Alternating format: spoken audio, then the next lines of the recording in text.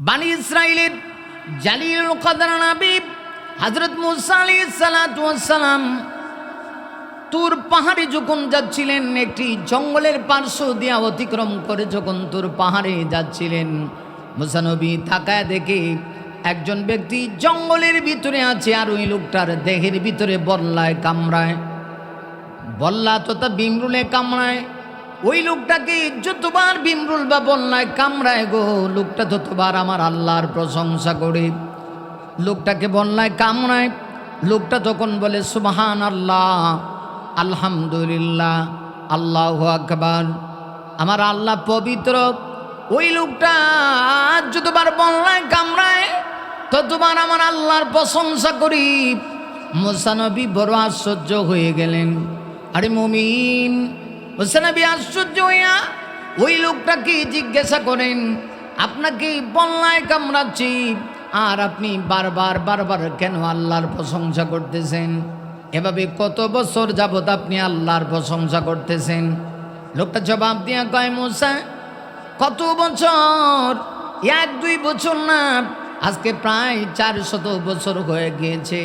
400 বছর যাবত আমাকে বল্লায় কামড়ায়, যতবার বল্লায় কামড়ায় গো ততবার আমি আমার আল্লাহর প্রশংসা করি। আরে মুমিন, একটু চিন্তা করে দেখো না, ওই মানুষটা আমার আল্লাহকে কত বেশি ভালোবাসি। আমার আল্লাহ তাকে কি কঠিন পরীক্ষা দিলেন, বল্লায় কামড়ায় আর প্রশংসা করে। মুসা নবী বুঝতে পারলেন এই লোকটা সাধারণ কোনো লোক না, নিঃসন্দেহে এই লোকটা বড় আল্লাহ বলা, তাতে কোনো সন্দেহ নাই। এত বছর যাবত লোকটাকে বল্লায় কামড়ায় আর লোকটা আল্লাহর প্রশংসা করি। মুসা নবী ডাক দিয়া কয়, আপনি তো তাহলে আল্লাহর একজন নেক বান্দা, আপনার মনের কোনো চাওয়া পাওয়া আছে কিনা একটু বলেন না, মনের চাওয়া পাওয়া থাকলে আমি পূর্ণ করার চেষ্টা করব। আরে মুমিন, আরে মুমিন, লোকটা ডাক দিয়ে বলে, আমার মনের ভিতরে 2টা চাহিদা। 1 নাম্বার চাহিদা হলো জামানার শ্রেষ্ঠ নবী মুসার সাক্ষাৎ আমি চাই। মুসাকে আমি দেখতে চাই। এই বানি ইসরাইলের সবচাইতে দামি নবী মুসার সঙ্গে যদি আমার সাক্ষাৎ হয়ে যায় গো, তাহলে আমার একটা চাহিদা পূর্ণ হয়ে গেল। দ্বিতীয় আর একটা চাহিদা, ওই যে সামনে একটা কুয়া আছে, কুয়া, এই কুয়ার পানি প্রচণ্ড ঠান্ডা, ওই কুয়ার ভিতর থেকে ঠান্ডা গ্লাস পানি আমি পান করতে যাই। মুসা নবী তিনি আর তার পরিচয় দিলেন না। মুসা নবী মনে মনে ভাবতেছে তাহলে তার দুটা আশা এই মুহূর্তে পূরণ হতে যাচ্ছে।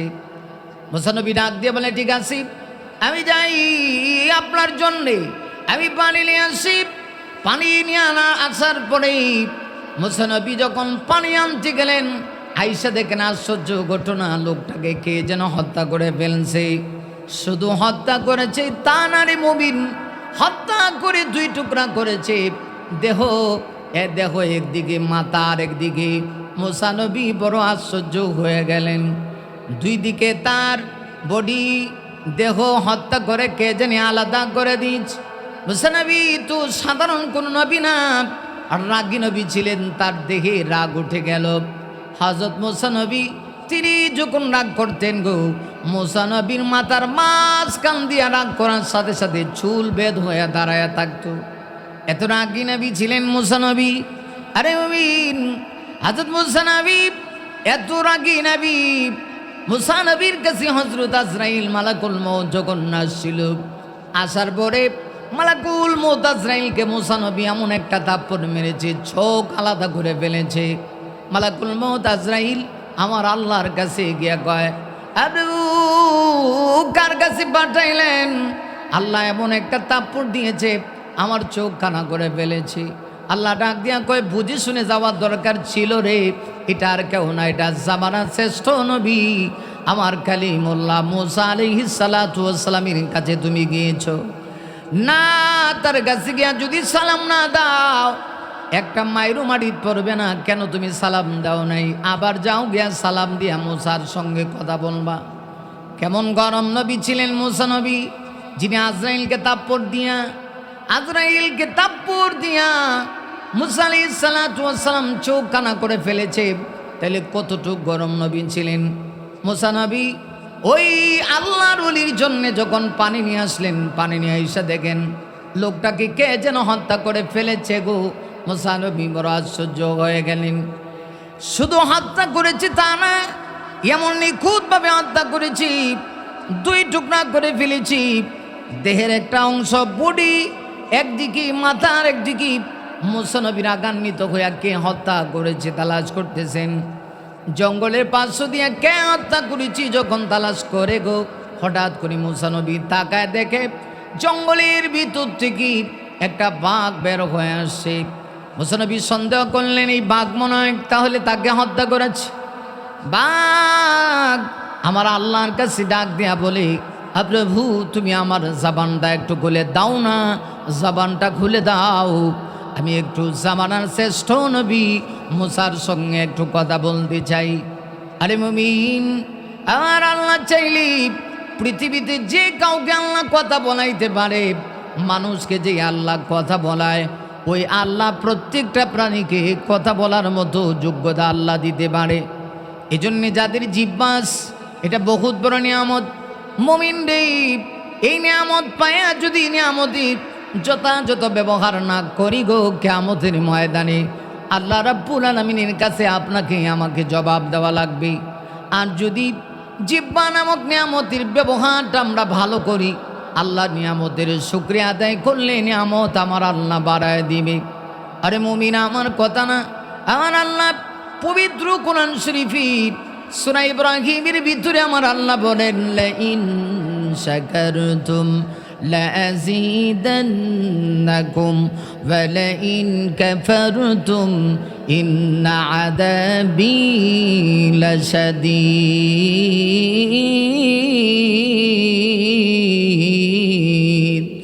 আরে মুমিন, আমার আল্লাহ বলেন লাইন শাকারতুম, ও দুনিয়ার মানুষ, তোমরা যদি আমি আল্লাহর দেওয়া নিয়ামত পাওয়ার পরে নিয়ামতের শুকরিয়া করো, লাযীদান্নাকুম, অবশ্যই অবশ্যই আমি আল্লাহ আমার নিয়ামতকে বাড়ায় দিব। ওয়ালাইন কাফারতুম, আর যদি তোমরা নাফরমানি করো গো, আল্লাহ বলেন ইন্না আযাবী লাশাদীদ, জেনে রাখো আমার আযাব বড় কঠিন। নিয়ামতের শুকরিয়া আদায় করলে বাড়ায় দেন আল্লাহ, এই জন্য নিয়ামতের শুকরিয়া করা দরকার। হযরত মুসা নবী রাগান্বিত হইয়া যখন জঙ্গলের পার্শ্ব দিয়ে যাচ্ছেন, বাঘ মুসা নবীর সামনে এসে দাঁড়ায় গেল। বাঘ আল্লাহকে ডাক দেয়া কয়, আল্লাহ গো, আগো প্রভু, প্রভু তুমি তো চাইলে পারো আমার জবানটা খুলে দিতে, আল্লাহ আমার জবানটা খুলে দাও গো। আল্লাহ রাব্বুল আলামিন সঙ্গে সঙ্গে বাঘের জবানটা খুলে দিলেন। বাঘ এবার ডাক দেয়া কয়, মুসা, আমি হত্যা করেছি, ওই যুবককে আমি হত্যা করেছি, তবে শুনে নাও আমার ইচ্ছাই নয়, আমার আল্লাহর নির্দেশে আমি হত্যা করেছি। যখন বলছে আমি হত্যা করছি, মুসা নবী তো ক্ষিপে গেছে, রাগান্বিত হয়ে গেছি। আর যখন বলছে আমার আল্লাহর নির্দেশে আমি হত্যা করেছি, এমনিতেই মুসা নবী ঠান্ডা হয়ে গেলেন।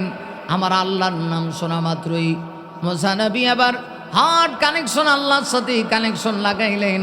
মুসা নবী এবার আল্লাহকে জিজ্ঞাসা করে, প্রভু তোমার লীলা খেলা কিচ্ছু বুঝলাম না, এই লোকটা এত বড় নেককার, 1-2 বছর না, আজকে প্রায় 400 বছর যাবৎ লোকটাকে বল্লায় কামড়ায়, যতবার বল্লায় কামড়ায় লোকটা ততবার তোমার পবিত্রতা বর্ণনা করে, অথচ সেই লোকটাকে তুমি হত্যা করার নির্দেশ দিলা, বাঘকে বুঝলাম না। আমার আল্লাহ ডাক দিয়ে কয়, মুসারি, আমার কোনো কাজ হিকমতের বাহিরে না রে মুসা, আমি এমনি এমনি হত্যা করার জন্য নির্দেশ দিই না। এর কারণ কি? তুমি যখন লোকটাকে জিজ্ঞাসা করছিলা তোমার মনের কোনো চাওয়া পাওয়া আছে কিনা বলো না, তুমি যে এত বছর যাবত আল্লাহর প্রশংসা করো, লোকটা তখন চাইলে আমার কাছে চাওয়ার কথা না, লোকটা বড় নাফরমান, আমার কাছে চাইলো না, তোমার কাছে বললো। তার চাহিদা 2টা।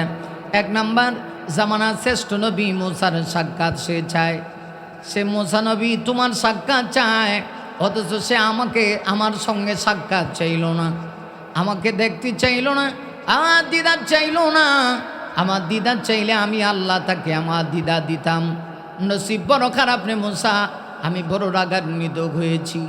কারণ আমি তাকে 1-2 বছর না 400 বছর যাবত বল্লায় তাকে কামড়ায়।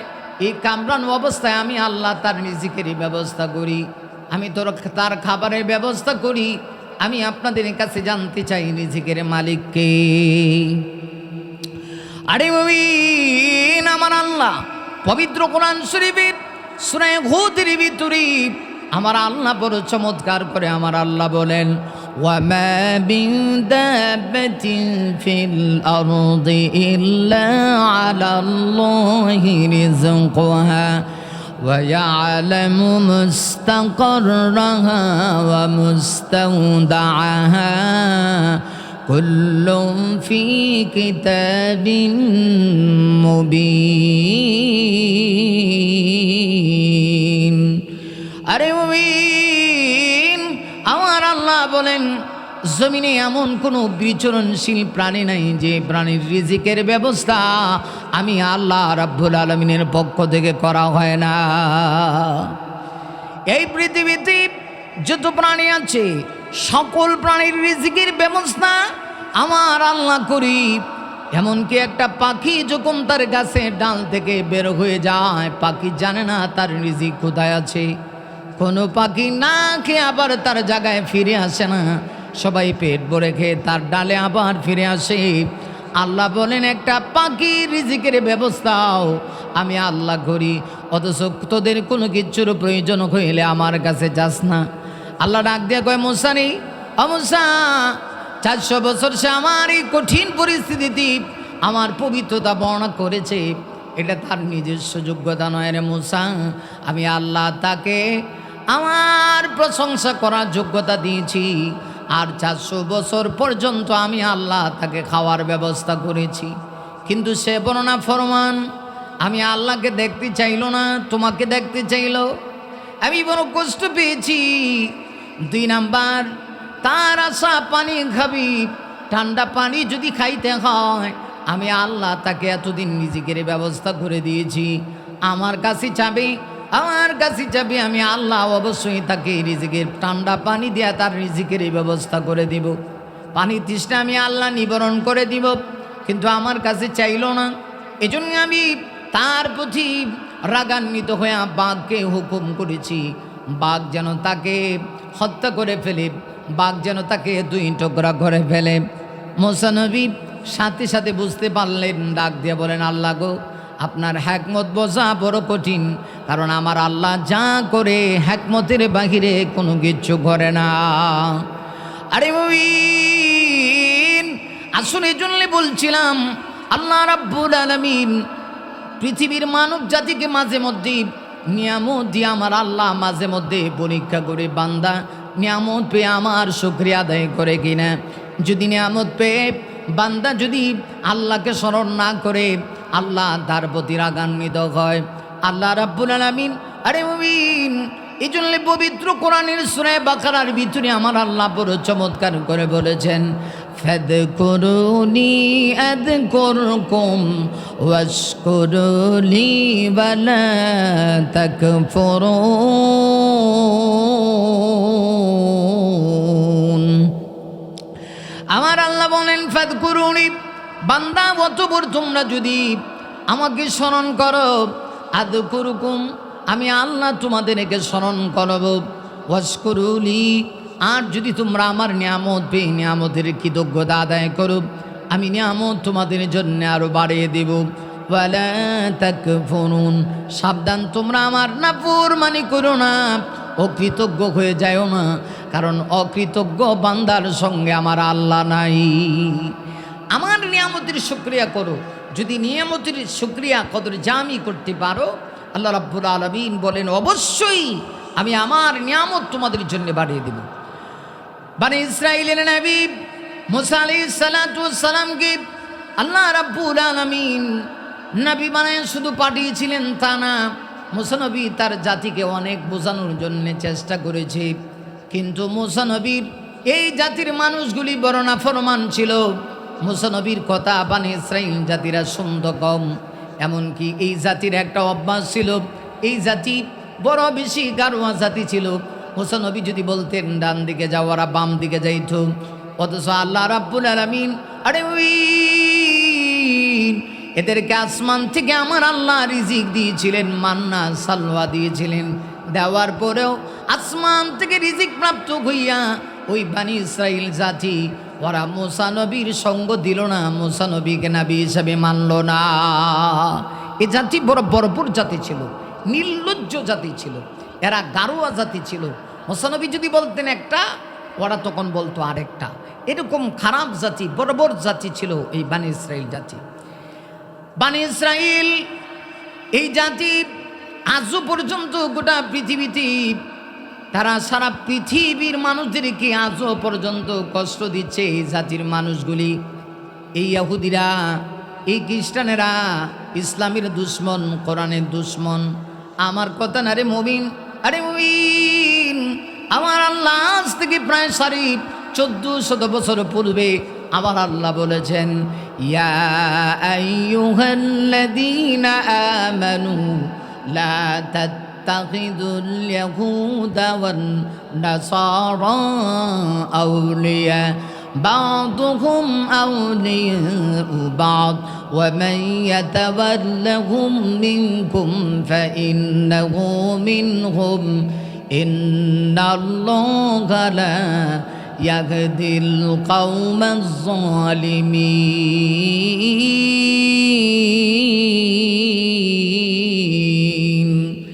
আরে মুমিন, আমার আল্লাহ বলেন, হে ইমানদারেরা, দুই জাতির সঙ্গে তোমাদের কোনো বন্ধুত্ব হতে পারে না। একটা হলো ইহুদিবাদ, 2 নাম্বার হলো খ্রিস্টানবাদ। বা'দুহুম আউলিয়াউ বা'দ, আল্লাহ বলেন এরা একে অপরের বন্ধু, পরস্পরের বন্ধু। ইয়ার পুরো শেষ না, আমার আল্লাহ বলেন, ওয়ামান ইয়াতাওয়াল্লাহুম মিনকুম ফাইন্নাহু মিনহুম। এরপরেও যদি আমার আল্লাহর পক্ষ থেকে বিধান আসার পরে যদি কেউ ইহুদি নাসারাদের অনুসরণ করে, আল্লাহ রাব্বুল আলামিন বলেন তারাও তাদের অন্তর্ভুক্ত হয়ে যাবে। নারী মুমিন না, শুধু তাই না রে মুমিন, নারী মুমিন, আল্লাহ এটাও বলেছেন, ইন্নাল্লাহা লা ইয়াহদিল কওমাজ যালিমিন। আমার আল্লাহ রাব্বুল আলামিন জালেম সম্প্রদায়কে কখনো হেদায়েত দেয় না। এজন্য বানি ইসরাইল জাতিকে আমার আল্লাহ ধ্বংস করেছিলেন। বানি ইসরাইলের মুসা নবীকে বানি ইসরাইল জাতির জন্য আল্লাহ নবী বানায় পাঠাইছে। 1-2 পয়গম্বর নয়, বানি ইসরাইলে আমার আল্লাহ 70,000 নবী পাঠাইছে। মুসা আলাইহিস সালাতু ওয়াস সালামকে আল্লাহ পাক মুজিজা দিয়েছিলেন। মুজিজা দিয়েছিলেন কি? মুসা নবীর হাতের লাঠি, এটা একটা মুজিজা ছিল। হাতের লাঠি যখন তিনি জমিনে ফেলে দিতেন, সেটা বিশাল বড় সাপে পরিণত হয়ে যাইত। এটা মুসা নবীর একটা জীবন্ত মুজিজা। আল্লাহ রাব্বুল আলামিন সম্মানিত সুধী, এ মুজিজা আমার আল্লাহ পাক মুসা নবীকে দিয়েছিলেন। আমার আল্লাহ সেই কথা না পবিত্র কোরআন শরীফের সূরা তাহার ভিতরে আমার আল্লাহ বড় চমৎকার করে আমার আল্লাহ বলেন, ওয়ামা তিলকা বিয়ামিনিকা ইয়া মূসা ক্বালা হিয়া আসায়া আতাওয়াক্কাউ আলাইহা ওয়া আগুসসু বিহা আলা গনামি ওয়ালিয়া ফিহা মাআরিবু উখরা। আরে আমার আল্লাহ বলেন, মা তিলকা বিয়ামিনিকা ইয়া মূসা। আল্লাহ ডাক দিয়া কয়, মূসা তোমার ডান হাতে এটা কি? মূসা আলাইহিস সালাম বলেন, ক্বালা হিয়া আসায়া, এটা আমার লাঠি।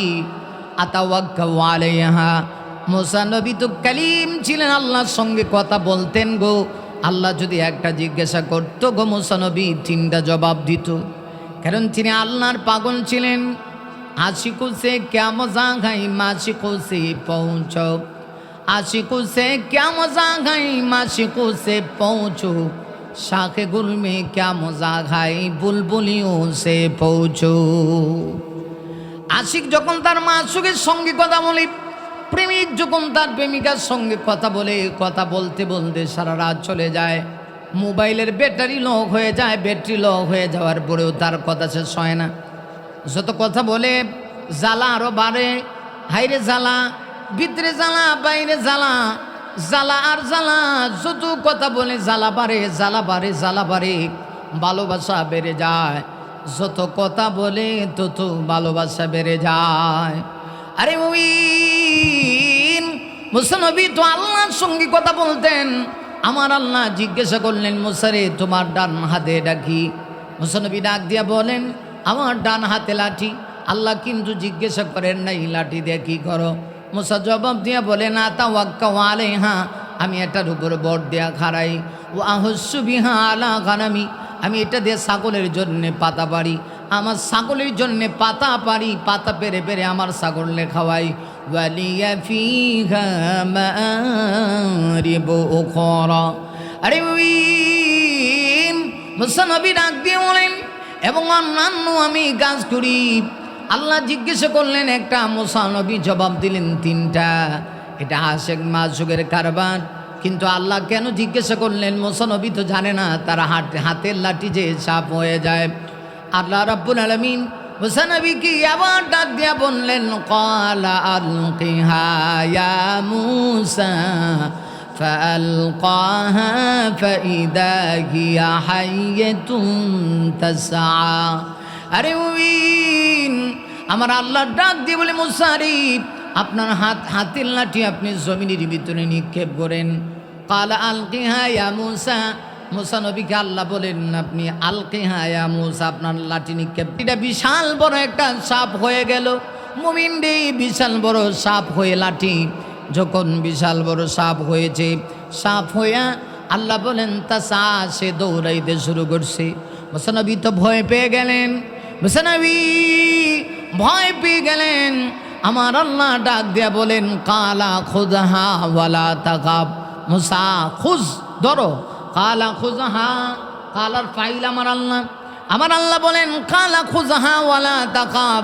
আরে মুসা ধরো, লা তাকাব, ভয় পায়ও না। সানুঈদুহা সিরাতাহাল উলা, আমি আল্লাহ তুমি লাঠি ধরা মাত্রই আগের মতো করে দিব। অর্থাৎ লাঠি লাঠি হয়ে যাবে, আর লাঠি জমিনে ফেলে দিলে বিশাল বড় সাপ হয়ে যাবে। বনি ইসরাইলের লোকেরা মুসা নবীর এই যে আল্লাহর পক্ষ থেকে মুআজিজা দেওয়া হয়েছে, এটাও তারা মানতে রাজি না। এরা বলে মুসা নবী বিশাল বড় জাদুগির। নাউজুবিল্লাহ। মুসা নবী বিশাল বড় জাদুগির না রে মুমিন না। মুসা নবী, আমার আল্লাহ মুসা নবীকে জাদুগির বানায় নাই, বানায় নাই, বানায় নাই। মুসা নবী জাদুগির ছিল না গো। মুসা আলাইহিস সালাতু ওয়াস সালামকে দিয়েছেন আল্লাহ মুআজিজা। মুআজিজা এক জিনিস, জাদু হলো আরেক জিনিস। তাই তারা বড় বড় জাদুগিরদেরকে ভাড়া করে আনছে। ৭০,০০০ জাদুগিরকে ভাড়া করে আনছে। ৭০,০০০ জাদুগিরকে ফেরাউন যখন ভাড়া করে আনছে, ফেরাউন কত বড় জালেম ছিল। মুসা নবী দাওয়াত গ্রহণ তো করে নাই, বরং সে নিজেকে আল্লাহই দাবি করে বসেছে। ফেরাউন বলেছে, ফাকালা আনা রাব্বুকুমুল আলা। আরে ফেরাউন বলে, আমি সবচেয়ে বড় রব। ফেরাউন মুসা নবীকে তো মানলই না, বরং মুসা নবীর মুআজিজাকে জাদু বলে আখ্যায়িত করে। ৭০,০০০ জাদুগির তারা নিয়ে আসছে ভাড়া করে।